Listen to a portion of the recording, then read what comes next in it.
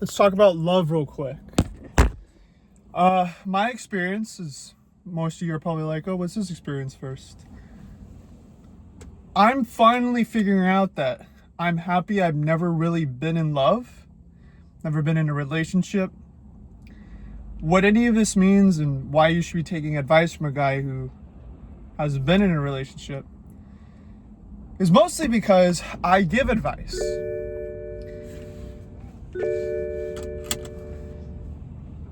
The reason why I give advice on relationships and love is because, for whatever reason, people have loved the relationships I've had with them, and they also love the things that I love. So why any of this matters is because I was just sitting on the beach, and as beautiful as the people are around me, I wouldn't fall in love with them. I wouldn't fall in love with them because a good portion of the societies that I've been around, beyond it being superficial, it's the aspect that most people are essentially given a false perception of what love is. And I've been around so many women to understand that I can accept that it's true, but then I can also accept that as a 24-year-old who knows what they'd love in themselves, I'm in no way, shape, or form gonna run and use someone as a coping mechanism to love me for the aspects that I'm not willing to love myself for. And that's a large reason why I've seen people fall in love. People fall in love because there's a hole that they want someone else to fill because they haven't figured out how to fill it themselves. And that's okay, because that's why they asked me for advice. And because I realized that, for example, this beautiful beach town, as like I mentioned, as beautiful as the people are, these people want a High School Musical level of relationship. They want the prototypical version of success that involves literally any movie.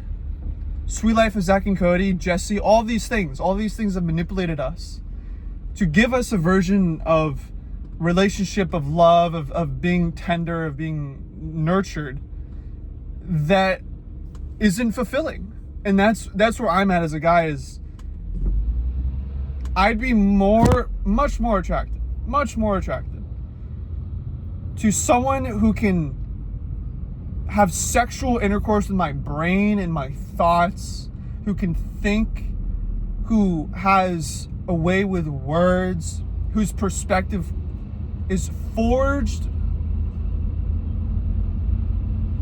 by what they're curious about. Most of these people simply don't have a version of curiosity that piques my interest. And what I find even more fascinating is that there are men who not only settle for women, but then women who settle for men in the respect that they say, this guy knows that I'm so hot that he's going to be loyal to me. Which, as fascinating and as real as that is, I would want to be in a relationship where there's two different sides of the same coin, yet they're bonded by that spot, that line, that edge in the middle. And the reason I'm saying that way is because people should know about my version of love. People certainly deserve to hear that my version of love, for example, is that there essentially is, I guess, a hair's width space for love for someone else. It's getting hot. Oh, it's getting hot. So what that means is that I'm gonna love myself before I love any family member, any relative, any parent. I'm going to love myself more. I'm going to love myself first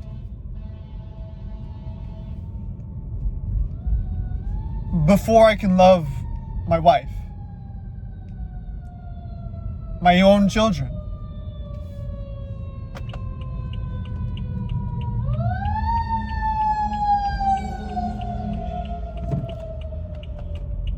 And why any of this matters is that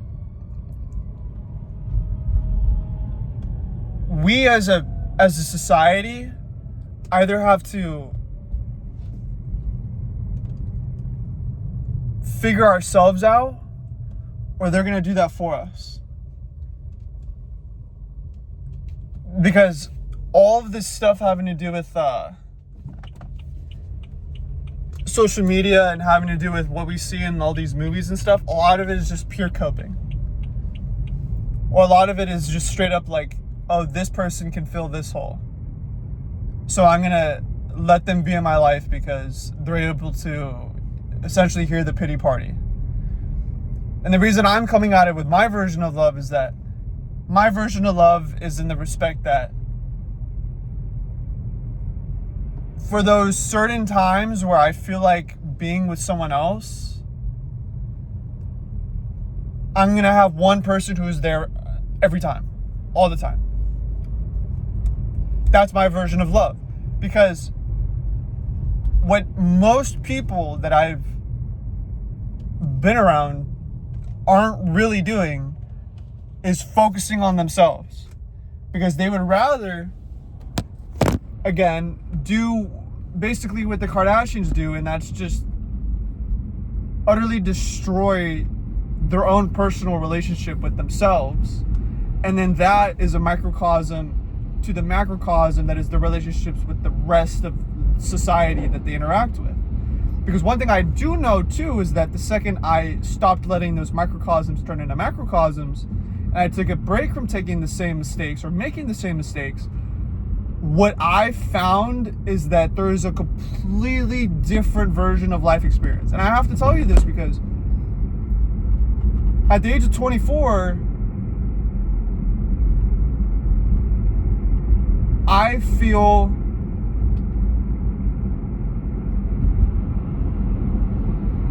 in the most simple and honest way, I feel happy. Like, truly. And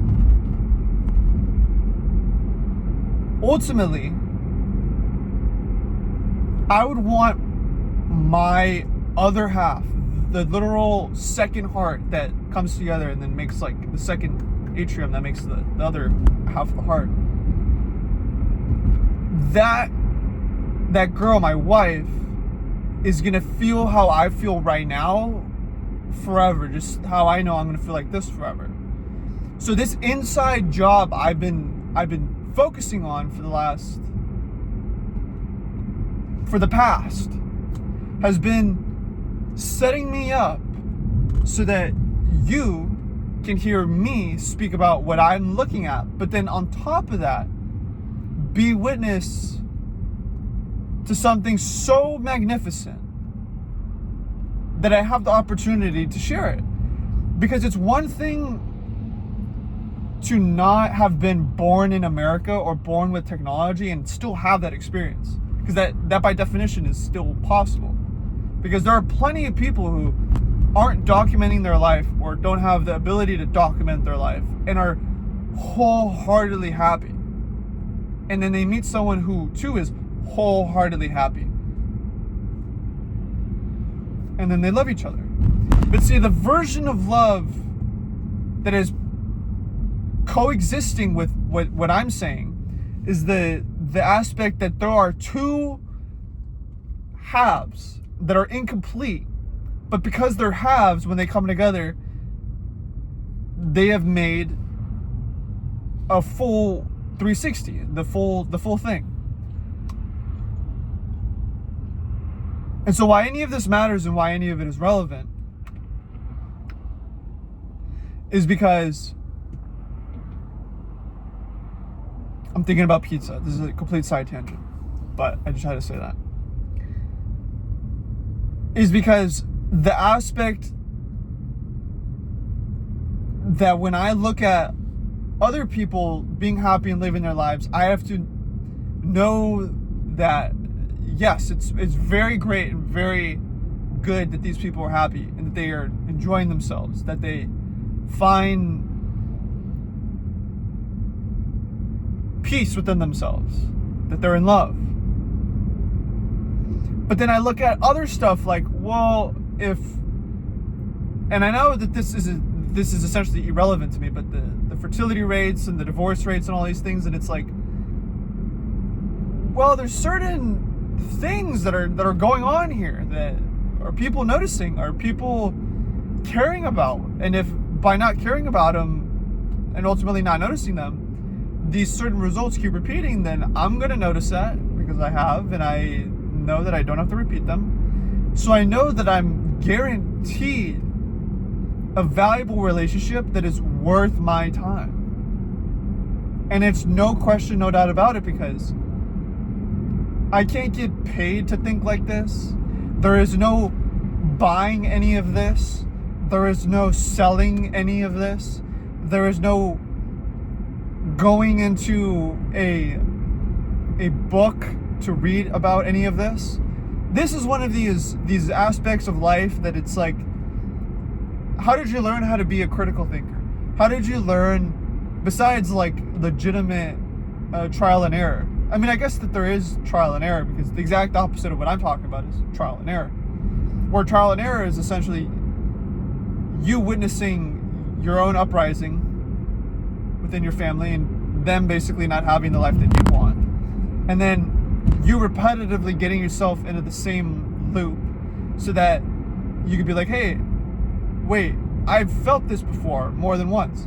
So I can either stop doing what I'm doing to then figure out what I'm going through to experience these things, or you're gonna keep finding ways to experience those things because you didn't change. And so 12 minutes and 7 seconds in this video, you're sitting there saying, okay, now why would I want to listen to this guy, right? Okay. Very simple. You don't have to. But you're 12 minutes and 30 seconds into the video. So, I mean, there's a part of you that's interested, but then there's also a part of you that's curious. So, on just my side of it, the reason why I've had relationships with people that is nothing more than us hanging out, but I would never be like, this is said name my girlfriend, is mostly because, and truth be told, an immature, undeveloped aspect of my mind was naive enough to say, through trial and error, well, maybe involving myself physically isn't going to be the best guaranteed way to be in a loving relationship, but instead be in a relationship that's essentially codependent on being physical with each other. And so when I got to grips with that, it was because it was in the same aspect that we grew up drinking Sunny D, and it was like, oh, this is amazing. And then you get old enough to realize, like, wait, I know why it was amazing, and I don't really want to feed into that anymore, right? So then you get into the latter aspect of life, which is essentially you saying, wait a second. Just like with drinking beer, right? At some point, maybe not, you're going to sit there and going, you know what?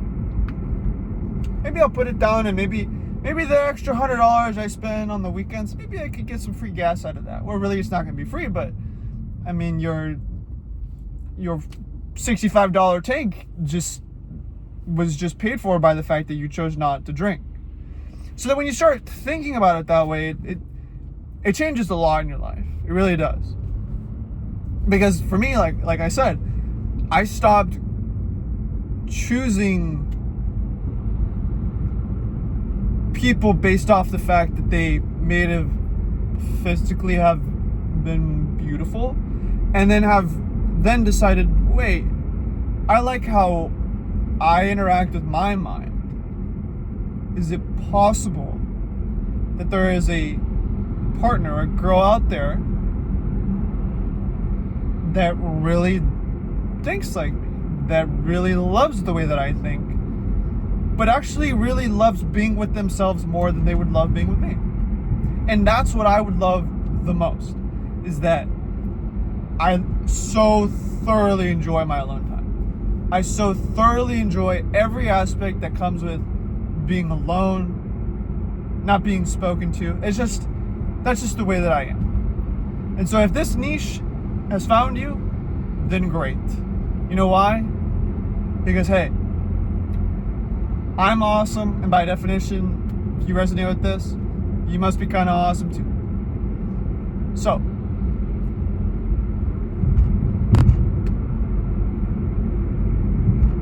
okay.